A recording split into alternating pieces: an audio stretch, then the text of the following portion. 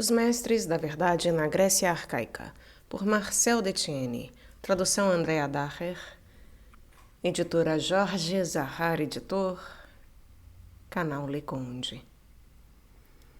Caros ouvintes, caso gostem do que aqui será lido, por favor adquiram um livro, e caso gostem do meu trabalho, venham auxiliá-lo. Isso é possível via Pix, Apoia-se ou Vaquinha. Centavos serão muito bem-vindos.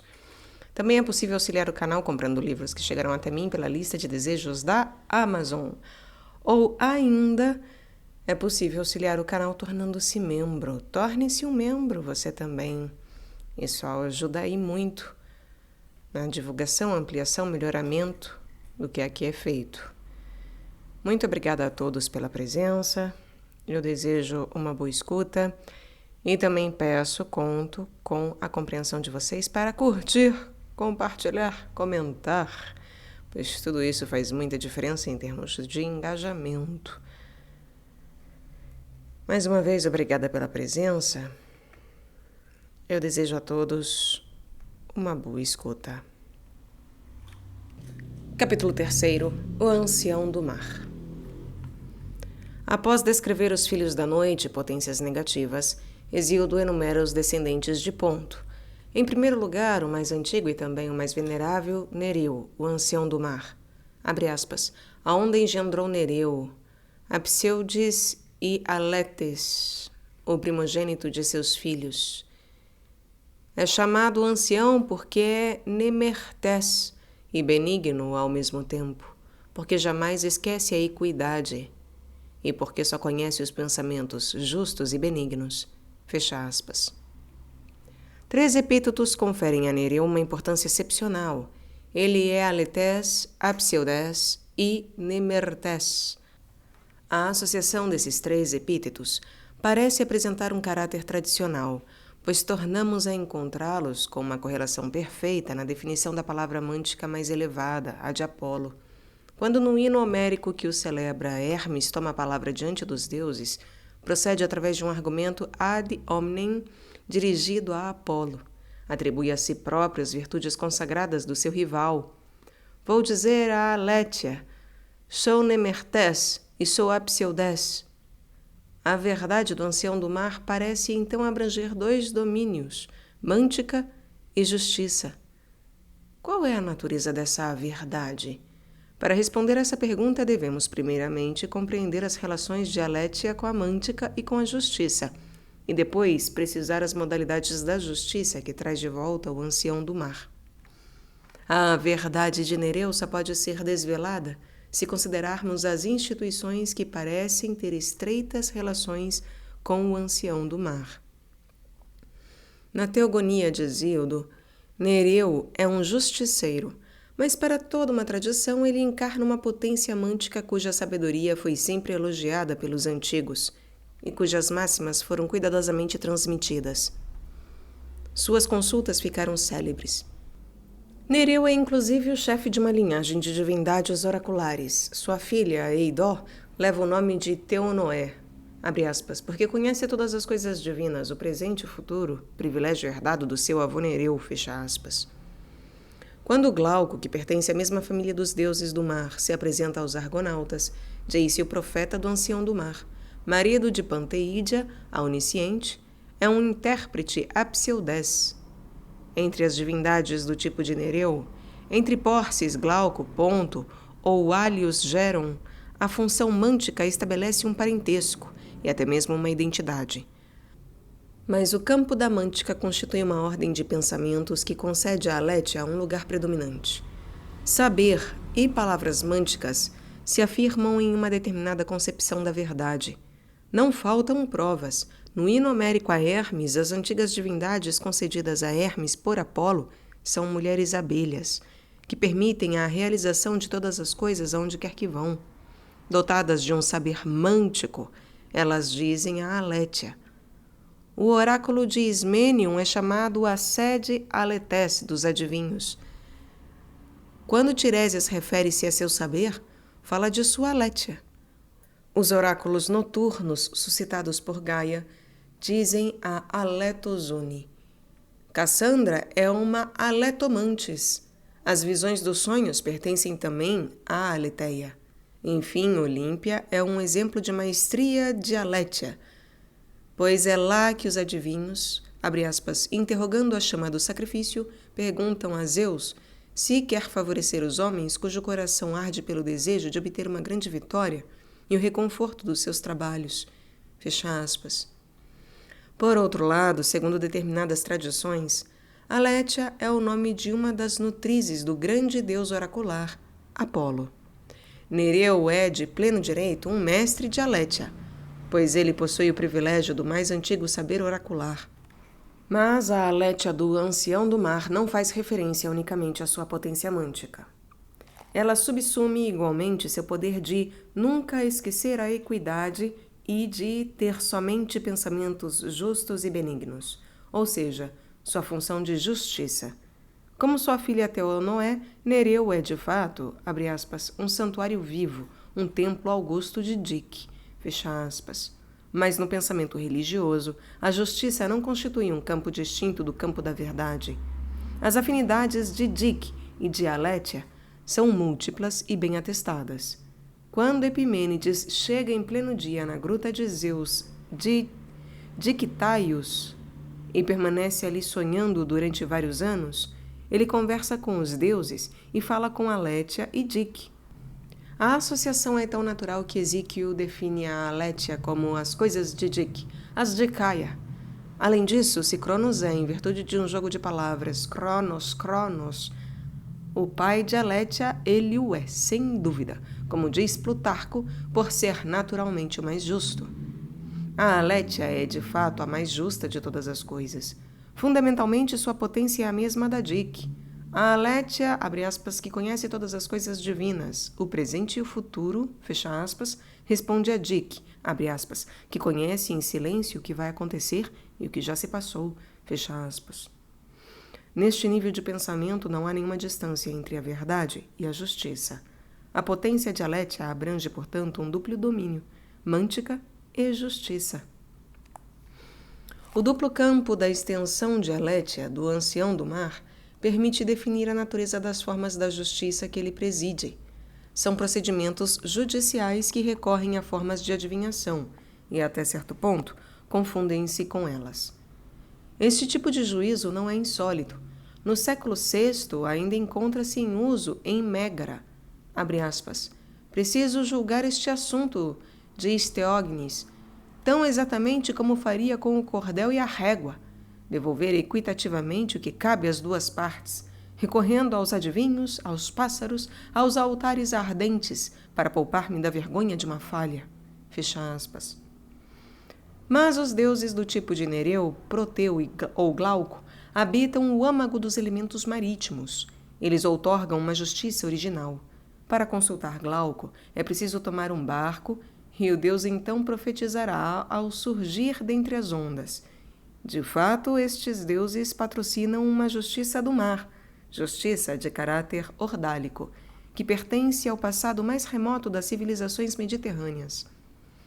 Documentos cuneiformes recentemente publicados por G. Dossan e comentados por G. Picard, que os relacionou com algumas tradições gregas, permitem precisar seu mecanismo. Desde o terceiro milênio, foram claramente atestadas na Suméria formas de ordalhas fluviais. A mensagem dirigida pelo jovem rei Carquemish a seu pai Zinhilin prova que, tanto no Alto Eufrates como em Mari, praticava-se a ordalha segundo um procedimento idêntico ao que é descrito no parágrafo 2 do Código de Hammurabi. As cartas de Mari são detalhes técnicos sobre as circunstâncias e os modos de imersão. Em primeiro lugar, parece que estes rituais deviam resolver definitivamente a questão das reivindicações de territórios entre dois príncipes rivais. Por mais que, segundo algumas tradições, este gênero de contestação seja resolvido, às vezes, através de provas de enigmas e adivinhações, recorre-se na Mesopotâmia à prova por meio da água. Cada uma das duas partes constitui uma equipe que compreende 2 homens e 2 mulheres, e cada um, por sua vez, deve mergulhar no meio do rio para reivindicar a causa do justo direito sobre o território em disputa. Um dos fatos mais notáveis a nível institucional é que o rei de Mari, em sua qualidade de suzerano dos vassalos em disputa, prescreve as condições da ordalha e encarrega um alto funcionário de presidir, por delegação, a execução correta do ritual. Portanto, é o personagem real que outorga a justiça, mesmo se a decisão provém da vontade do deus Rio. Estes fatos institucionais do mundo mesopotâmico são importantes para a civilização grega.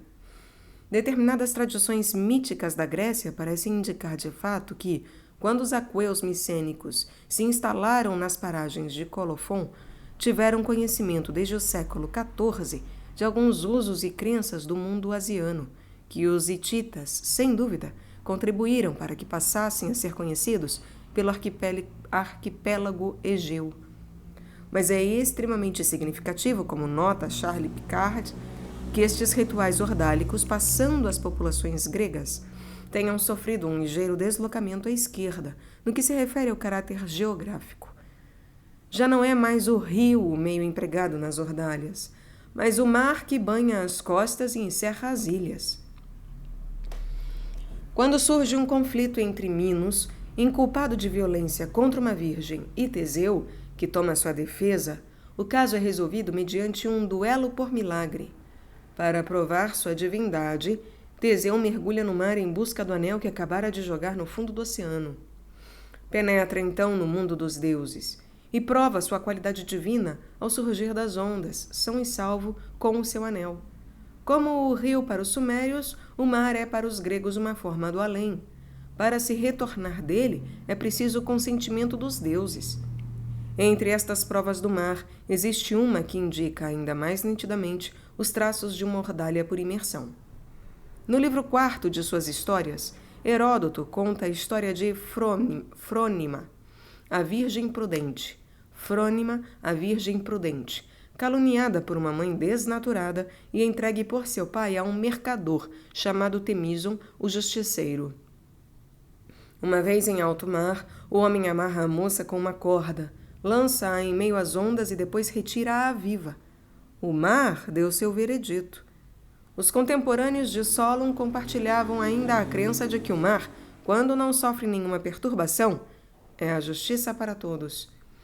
É neste mesmo contexto histórico e religioso que pôde nascer e se fortalecer a convicção de que uma boa travessia é uma presunção de inocência, tão séria que um grego do século V, acusado de homicídio, não hesita em se prevalecer dela diante dos juízes. Se o ancião do mar encarna a forma mais grave e solene da justiça, é muito possivelmente porque assume no mundo grego o papel dos deuses rios da Anatólia e da Mesopotâmia. Apesar de tudo, esta não é a única forma de justiça ordálica. Existem outras, e dentre aquelas que podem convir ao ancião, devemos citar ao menos a ordalha da balança. Seu interesse é duplo. De um lado, ela é presidida frequentemente por um personagem real, e de outro, está situada sob o signo da Alétia. Em um estudo sobre o trabalho poético de Homero, Picard demonstrou, a propósito da famosa cena do julgamento sobre o escudo de Aquiles, que um singular engano havia por muito tempo equivocado os comentadores, e, em particular, os historiadores do direito grego. Sabe-se que os antigos, postos em círculo, pronunciavam, um após o outro, seu parecer sobre um caso de delito de sangue. Abre aspas. 2 talentos de ouro serão daquele que, dentre eles, pronunciar a sentença mais correta. Fecha aspas. Não se tratava, na realidade, de uma quantidade de metal, mas de uma balança de ouro. Pois há uma palavra grega aqui que eu não sei a pronúncia, designou a princípio, antes da unidade de conta, a balança ou os pratos da balança.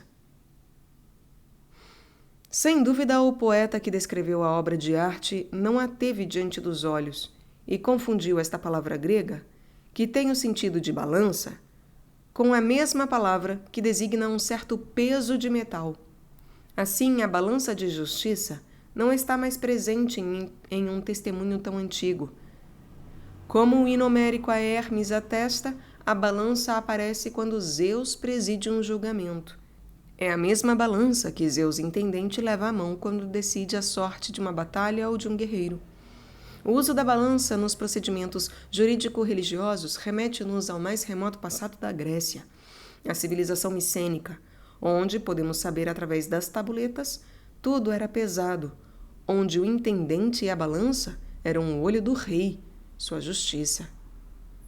O cálice de Arcesilau de Cirene mostra-nos, em pleno século VI, uma imagem de rei contador.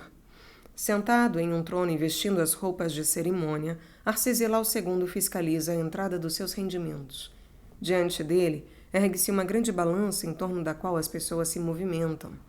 Assistido por 2 funcionários, o rei verifica se cada um dos líbios entregou seu tributo de Sílfion. A função econômica da balança não é, portanto, uma exclusividade de sua função judicial. É, sem dúvida, inclusive pelo fato de significar nas mãos do intendente que oficiava no palácio creto-micênico o instrumento de medida de todos os foros, que ela pôde, nas mãos do rei, representar o papel de instrumento da justiça divina, a exemplo de algumas civilizações orientais. O pensamento mítico revela também fatos sociais e institucionais. Ele conservou a lembrança de um rei que outorgava a justiça pela balança, Minos, o rei de Creta. Mas este rei, que gozará de um grande destino no sistema de pensamento ulterior, presidindo o julgamento realizado no Hades, reside tradicionalmente na planície de Alétia, não a das seitas filosófico-religiosas, mas a planície onde reside naturalmente e de pleno direito um rei, mestre de justiça e, como Nereu, mestre de Alétia. O exemplo é significativo, pois o mesmo rei Minos pratica em pessoa as provas ordálicas por meio da água. Na figura deste rei mítico convergem, então, as 2 formas de justiça pela água e pela balança, que se colocam ambas sob o signo de Alétia.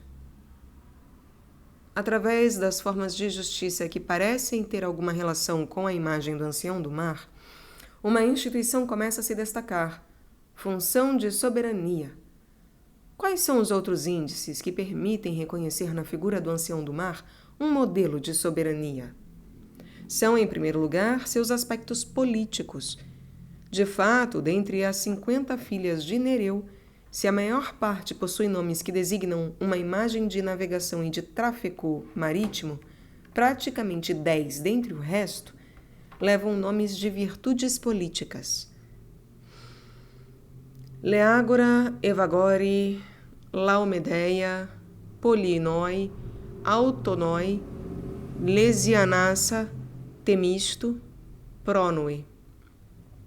Mas o texto da Teogonia fornece-nos outras indicações. Nereu, na realidade, é caracterizado por 2 epítetos significativos.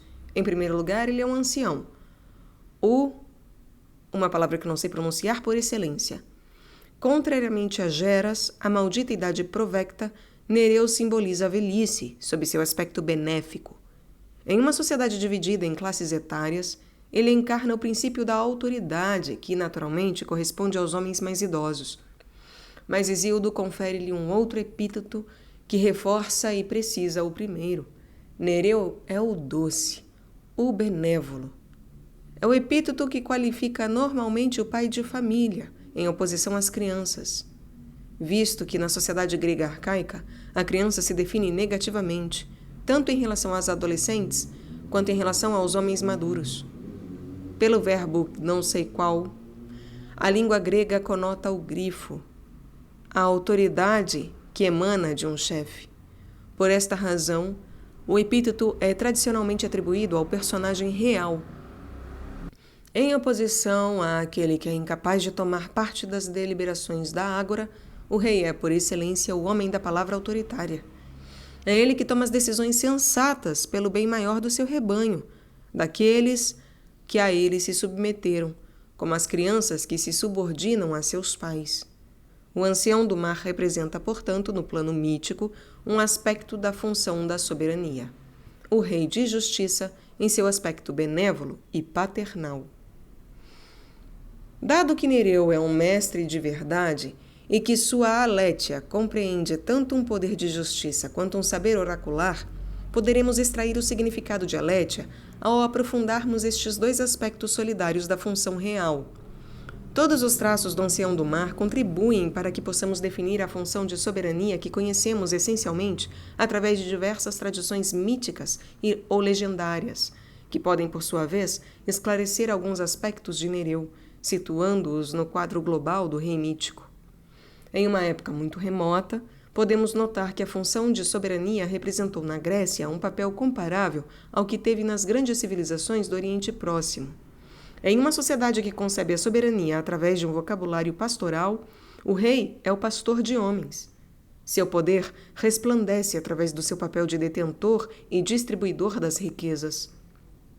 O rei possui objetos míticos, como o velocino de ouro, a cepa da videira de ouro, o colar precioso, que são para ele uma fonte de prestígio. Estes talismãs dão prova de sua relação funcional com os deuses. Garantem seu poder de multiplicar as riquezas. Por virtude própria, o rei favorece a fecundidade do solo e dos rebanhos. Distribui generosamente os bens. A função do rei é de oferecer e desfrutar dos repastos. Determinadas tradições míticas vão até mais longe.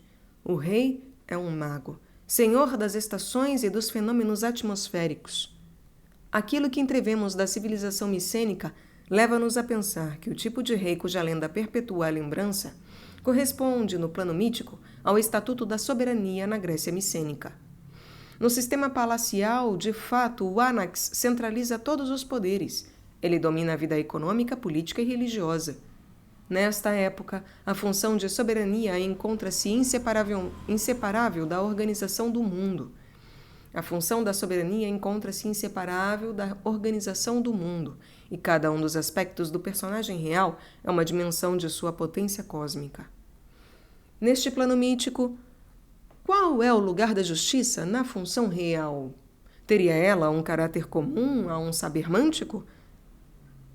Dentro desta função global, a justiça não é diferenciada. Ela é inseparável de todas as outras atividades do soberano. Quando o rei esquece a justiça, quando comete uma falta ritual, automaticamente a comunidade se vê coberta de calamidades, fome, esterilidade das mulheres e dos rebanhos. O mundo fica entregue à desordem, retorna à anarquia. Indiferenciada, a justiça está ligada, entretanto, a determinadas formas de mântica. O rei leva na mão o cetro, prova e instrumento da autoridade. Em virtude deste bastão, emite temistes, decretos, julgamentos que são como oráculos. De fato, a palavra temistes se aplica tanto às palavras de justiça quanto às palavras oraculares de Apolo, e a potência da deusa Temis abrange tanto o campo da mântica quanto o da justiça e da vida política. A complementaridade da justiça e da mântica se afirma ainda mais nitidamente na imagem mítica de Minos. Ele perpetua, de fato, para a imaginação, um tipo de rei ao qual se roga que conceda julgamentos. Mas Minos é, ao mesmo tempo, um rei que mantém como pai dos deuses um comércio pessoal em uma caverna, no Monte Ida. Minos, mestre de Alétia, é um rei que pratica a mântica incubatória. Para toda uma tradição mítica, o exercício da justiça é solidário à prática de algumas formas de adivinhação, em particular, a consulta incubatória.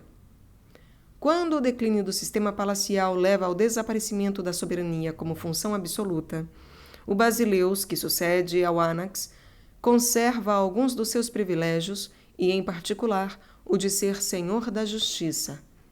Em sua descrição de Tresen, Pausanias conta que, nas proximidades de um templo dedicado às musas, elevava-se a tumba de Piteus, rei da região. Aparecia representado no exercício da justiça, sentado ao trono entre seus 2 assessores. Mas este rei de justiça é também um rei adivinho, chamado cresmólogo. Era considerado como uma autoridade em matéria de oráculos. Era também o fundador do altar de Têmides. As afinidades do poder político com as formas ou procedimentos adivinhatórios são muito frequentes em outros lugares. Em Tebas e em Esparta, as casas reais preservam cuidadosamente os oráculos que têm uma grande importância para a conduta e tratamento dos negócios. Em Atenas, ainda no final do século VI, Atena, que antes habitava a capela doméstica do palácio de Erecteu, parece ter continuado seu ofício de aconselhar. De fato, o espartano Cleomenes, no curso de uma expedição em favor de Iságoras, subira à Acrópole para consultar o oráculo incubatório de Atena. E um pouco mais tarde, levado a permanecer na fortaleza de Atenas, apodera-se de uma série de oráculos que os Pisístratas haviam deixado ali. Mesmo quando o personagem real cedeu definitivamente seu lugar e seus poderes a funcionários oficiais, manteve-se o costume de se recorrer, às vezes, a poderes adivinhatórios. Uma inscrição arcaica de Argos fala claramente de um privilégio de consulta oracular, de concessão de favor aos magistrados explicitamente qualificados como oficiais, e uma outra inscrição do santuário de Talamai nos mostra que os primeiros magistrados de Esparta recebiam, enquanto dormiam, as inspirações de Pasífae. Para toda uma tradição, diversas formas de poder político e algumas práticas judiciais fundamentam-se essencialmente sobre um saber de natureza mântica. Mas no plano mítico, como no plano histórico, um procedimento adivinhatório parece gozar de um estatuto privilegiado: a incubação, o meio mais antigo de adivinhação. Como é seu funcionamento? Quais são as representações mentais comuns a esta instituição religiosa? Dentre os oráculos nos quais se pratica a adivinhação pelo sono, nenhum é mais célebre que o de Trofônios, em Lebadia. Trofônios, o nutridor, dá seus oráculos em um antigo santuário onde se pretendeu reconhecer um antigo Tolos, uma tumba em forma de colmeia que teria pertencido a um rei beócio. A consulta se faz à maneira de uma descida ao Hades. Após alguns dias de retiro e de severas interdições alimentares, é permitido ao consultante fazer sacrifícios a Trofônios e a outras divindades. Depois do sacrifício de um carneiro, cujas entranhas devem anunciar se Trofônios está disposto a dar seus oráculos, o solicitante é conduzido a um rio das cercanias, onde duas crianças, chamadas os Hermes, levam-no e ungem-no com óleo. Pouco tempo depois é conduzido ao oráculo. Mas antes de adentrá-lo, detém-se junto a duas fontes vizinhas uma da outra. Uma se chama Lete, a outra Mnemosine. Voltamos a encontrar aqui as duas potências religiosas que dominam o sistema de pensamento dos poetas inspirados. A água da primeira fonte, Lete, faz esquecer toda a vida humana. A água da segunda, Mnemosine, deve permitir ao solicitante conservar em memória tudo aquilo que viu e ouviu no outro mundo.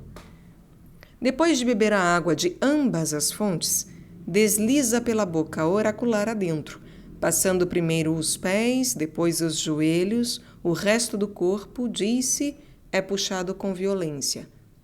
Pausanias conta que ele é tragado como se um rio voraz o arrastasse em seus turbilhões. Passado um certo tempo, e numa espécie de inconsciência, o paciente é retirado pelos encarregados do oráculo e sentado no trono da memória, não longe da boca oracular. Pouco a pouco sai do seu estado comatoso e readquire a faculdade de rir. Frequentemente tem-se notado que este tipo de consulta oracular assemelha-se a uma iniciação.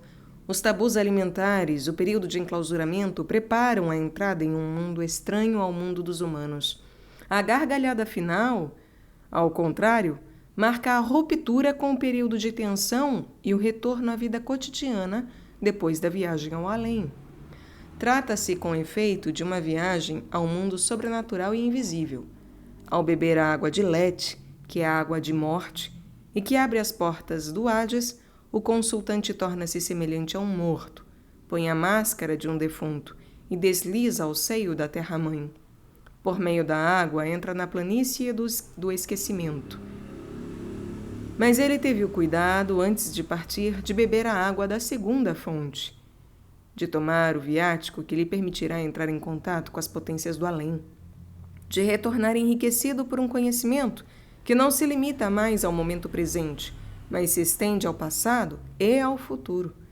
A descida ao Hades pelo consultante de Trofônios corresponde ritualmente à experiência religiosa através da qual o adivinho ou o poeta inspirado penetra no mundo invisível. Em ambos os casos, memória e esquecimento são os valores essenciais. A descida ao Hades pelo consultante de Trofônios corresponde ritualmente à experiência religiosa através da qual o adivinho, ou o poeta inspirado, penetra no mundo invisível.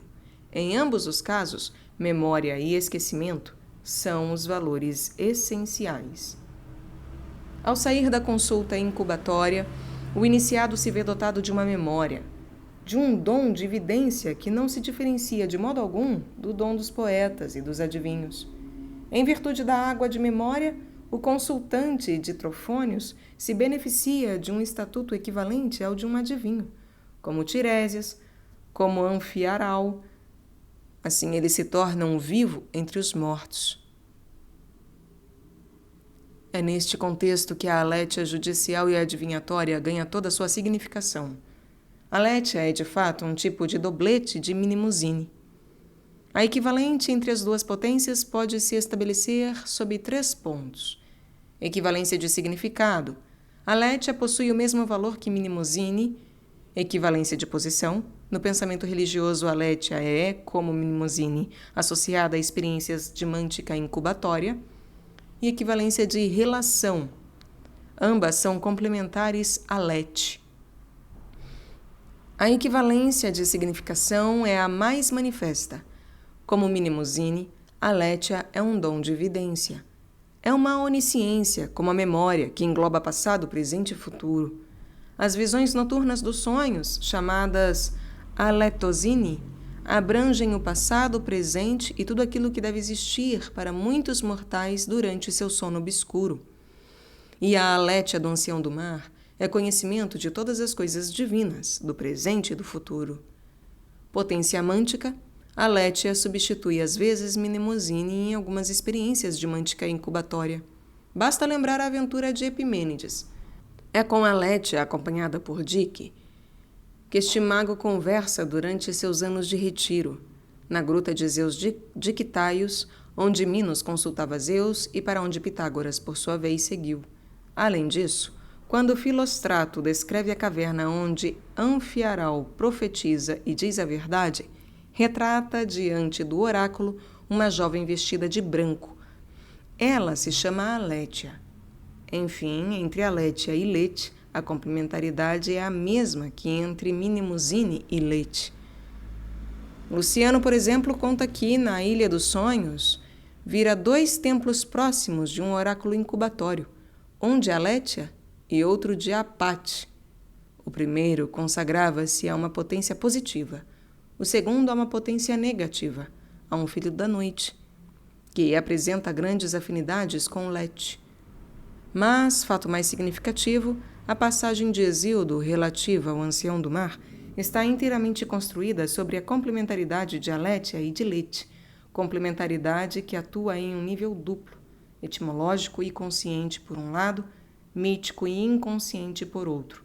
Se o ancião do mar é verídico, é porque ele não esquece os Themstes, relação confirmada por Ezequiel, quando assinala que as coisas são as que não caem no esquecimento. Por outro lado, Nereu Aletés é simétrico a Lethe, filho da noite. Entre o ancião Aletés e esquecimento existe a mesma complementaridade que entre seu epíteto e as palavras enganosas, associadas a Lethe, e que entre sua qualidade de velho benevolente e a imagem da velhice maldita. Por trás do ancião do mar, vigário mítico do rei da justiça, dotado de um saber mântico e senhor da aletheia, por trás de Minos, que como Nereu acumula a função real, a justiça, o saber mântico e o privilégio de aletheia, um tipo de homem se revela, o personagem real, dotado de um dom de evidência. Quando o rei preside a ordália, quando pronuncia sentenças de justiça, goza, assim como o poeta, eu adivinho, de um privilégio de memória, graças ao qual ele se comunica com o mundo invisível. Neste plano de pensamento em que o político interfere no religioso e a adivinhação mistura-se com a justiça, a aletheia define-se, como no plano poético, por sua complementaridade fundamental em relação à Lethe. Seu conteúdo deixa de ser o da palavra cantada, pronunciada em virtude de um dom de vidência. São procedimentos adivinhatórios e modos de justiça. Sua eficácia consiste, entretanto, numa forma de conhecimento análoga à dos poetas inspirados. Não mais que a verdade do poeta, a Alétia do Ancião do Mar não é uma verdade do tipo histórico. O rei de justiça não visa, de modo algum, restituir o passado enquanto passado. Não. As provas da justiça são de caráter ordálico, o que quer dizer que não há sinal de uma noção positiva da prova. Submeter-se ao julgamento significa penetrar no domínio das forças religiosas mais temíveis. A verdade se institui pela aplicação correta, ritualmente realizada, do procedimento. Quando preside o julgamento ordálico em nome dos deuses, o rei diz a verdade, ou melhor ainda, veicula a verdade. Como o poeta, como o adivinho, o rei é mestre da verdade. Em todos estes domínios de pensamento, a verdade está sempre ligada a determinadas funções sociais. Ela é inseparável de determinados tipos de homem, de suas qualidades próprias e de um plano do real definido pela função que desempenhavam na sociedade grega arcaica. No pensamento arcaico, 3 domínios fazem-se distinguir: poesia, mântica e justiça, que correspondem a 3 funções sociais, nas quais a palavra desempenhou um papel importante antes que se tornasse uma realidade autônoma, antes de ser elaborada pela filosofia e pela sofística, uma problemática da linguagem. Sem dúvida, na Idade Antiga, as interferências entre esses 3 domínios foram múltiplas, já que os poetas e adivinhos têm em comum um mesmo dom de vidência e que os adivinhos e reis de justiça dispõem de um mesmo poder e recorrem às mesmas técnicas. Apesar de tudo, os 3, o poeta, o adivinho e o rei de justiça, revelam-se como mestres da palavra, de uma palavra que se define através de uma mesma concepção da Alétia. Sem perder de vista as formas das atividades e as instituições em que se inscreve esta palavra, resta agora precisar seus caracteres fundamentais. Qual é, no pensamento religioso, o estatuto da palavra? E como se esboça a configuração de Alétia?